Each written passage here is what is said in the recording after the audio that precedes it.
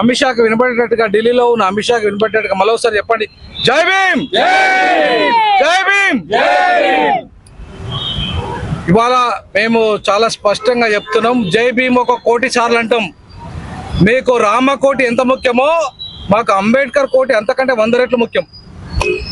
మీరు రామ రామ రామ అని కోటి సార్లు అనమంటావు కదా నువ్వు.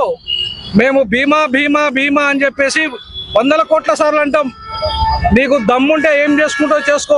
ఈ దేశం మాది, ఈ దేశాన్ని సృష్టించింది మేము, రాజ్యాంగాన్ని రాసింది మేము. ఈ దేశం నడుస్తుందంటే మా వల్ల, ఈ దేశం నడుస్తుందంటే మా వల్ల, ఈ దేశంలో వ్యవస్థల నిర్మాణం జరిగిందంటే మా వల్ల, ఈ దేశం ఇవాళ నవభారత నిర్మాణంగా ఎదిగిందంటే మా వల్ల. ఈ దేశం మాది. విదేశీ సంతతి అయిన, ఆర్య సంతతి అయిన మీరు మా గురించి, మా బాబాసాహెబ్ గురించి మాట్లాడే నైతిక అర్హత లేదు ఎవరికి. అమిత్ షా, నువ్వు విదేశీ సంతతి, నీ నరేంద్ర మోడీ ఈ దేశ సంతతి కావచ్చు, కానీ నువ్వు మాత్రం విదేశీ సంతతే. నువ్వు విదేశీ ఆర్య సంతతి వాడివి, నీకు మాట్లాడే నైతిక అర్హత లేదు మా దేశం గురించి. మా బాబాసాహెబ్ అంబేద్కర్ గురించి మాట్లాడే నైతిక అర్హత నీకు లేదు. నువ్వు ఇంకొకసారి కనుక మా బాబాసాహెబ్ అంబేద్కర్ కనుక మాట్లాడితే, ఎక్కడి విదేశాల నుండి వచ్చినావో అక్కడికి తరిమేస్తాం నేను. ఈ దేశంలో ఉండే నైతిక అర్హత ఈ బీజేపీ ఆర్య బ్రాహ్మణులకు లేదు, ఆర్య క్షత్రియులకు లేదు, ఆర్య వీళ్ళకు లేదు. ఎవరికి ఎవరైతే మార్వాడీలు ఉన్నారో, వైశ్యాస్ ఉన్నారో వాళ్ళకు లేదు. కాబట్టి మేము ఒకటే వార్నింగ్ ఇవ్వదలుచుకున్నాం, ఈ దేశంలో మీరు ఉండదలుచుకుంటే మా బాబాసాహెబ్ అంబేద్కర్ పొందుపరిచిన రాజ్యాంగానికి లోబడి కట్టుబడి పనిచేయండి, ఉండండి. లేదంటే మీరు మీ దేశానికి వెళ్ళిపోండి. మీ దేశాన్ని మేమే పరిపాలిస్తాం. మాకు ఆ సత్తా ఉంది, మాకు ఆ సత్తా ఉంది. ఈ దేశాన్ని పరిపాలించే సత్తా మాది. కాబట్టి ఈ దేశం మాది.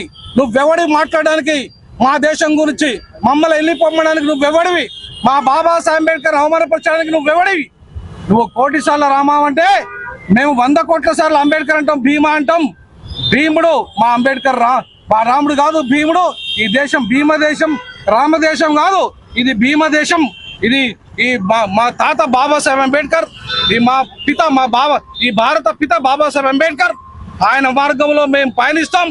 ఈ దేశం మతము, కులము పిచ్చి నుండి, అలాగే మీ యొక్క హిందుస్థాన్ పిచ్చి నుండి ఈ దేశాన్ని సెక్యులరిజం భావనతో, స్వేచ్ఛ, సమానత్వము, సౌభ్రతత్వము, సామాజిక, ఆర్థిక, రాజకీయ న్యాయం పునాదిగా ఈ దేశాన్ని నవ నిర్మాణం వైపు పయనించడానికి దళితులము, ముస్లింలము, మైనార్టీలము అందరం ఐక్యంగా కదులుతాం.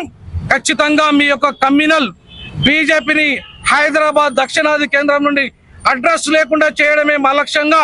ఇంకొకసారి బాబాసాహెబ్ అంబేద్కర్ జోలికి వస్తే ఊరుకునే ప్రశ్నే లేదని చెప్పేసి ఈ సందర్భంగా బాబాసాహెబ్ అంబేద్కర్ గా వారసునిగా హెచ్చరిక చేస్తాను. అమిత్ షాకు, నువ్వేం పీక్కుంటావో పీకో, నువ్వు నన్ను జైలు పెడతావో పెట్టు, లేకపోతే నువ్వు ఎక్కడికి తీసుకుపోతావు పో, నేను అక్కడికి వస్తాను. బాబాసాహెబ్ అంబేద్కర్ ఇచ్చిన ఏ రాజ్యాంగం అయితే ఉందో ఈ దేశాన్ని, ఈ ప్రజలని, మమ్మల్ని, ఈ భారతదేశాన్ని 145 కోట్ల మంది భారతదేశ ప్రజల్ని రక్షిస్తుంది.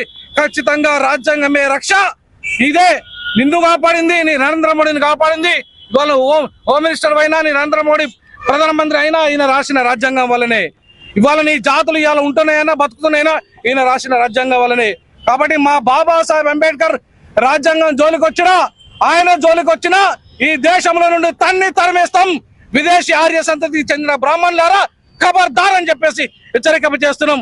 జై భీమ్, జై భారత్, జై భారత్, జై భీమ్. జై భీమ్.